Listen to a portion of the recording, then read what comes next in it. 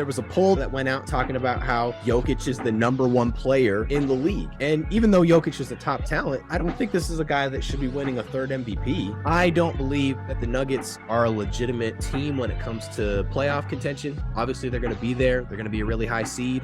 And there were some people in the comments section talking about how this team made it to the Western Conference Finals. Let's make one thing clear. There are a lot of teams that can make it to a conference finals that are not championship teams. Go look at the roster the Atlanta Hawks had when they were playing against LeBron in the Eastern Conference Finals. That was not a championship team, and they also had a #1 seed in the East. There have been plenty of times that teams win a lot of regular season games where they get further than expected in the playoffs, and that doesn't mean that they're at a championship level. I believe that Jokic is an incredible player. When you see him on a random Tuesday night, he's going to give you 35, 12, and 10. But when these teams can plan for a 7-game series, it becomes very easy to eliminate the center. It is the easiest position to take out of a 7-game series because of how you can expose that player on the defensive end and how you can limit the way that they play on offense. In some of the most recent series that Denver has had, Jokic hasn't even been the greatest player in those series. Jokic is a great regular season player, but this is not a guy that I believe is going to transcend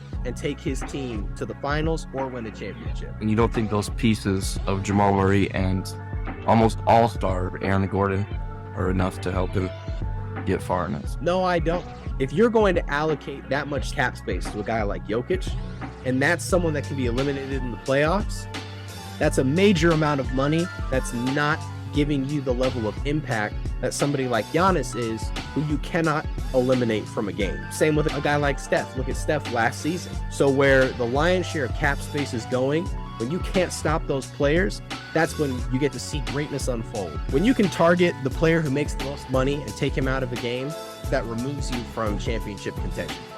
If Michael Porter Jr. were an all-star, we may be having a different conversation, but a lot of this just comes back to sheer cap space to me. It's true. They're a regular season team. There's a lot more variables that go into a regular Tuesday night game, but in a playoff series, you can plan for Jokic and play around him. Obviously, you're not going to take Jokic from a 28-point-a-game player and make him a 12-point player. It's a bad 20 points compared to a good 20 points. Exactly. He's not very athletic. There's ways to defend him that we've now seen over the past couple of years that do make it difficult for him. Whereas on the flip side, when I look at guys like Giannis, sure, you can build a wall, but he's still going to be scoring his efficient points at the rim, and they've surrounded him with a roster that he's taken all the way to a championship.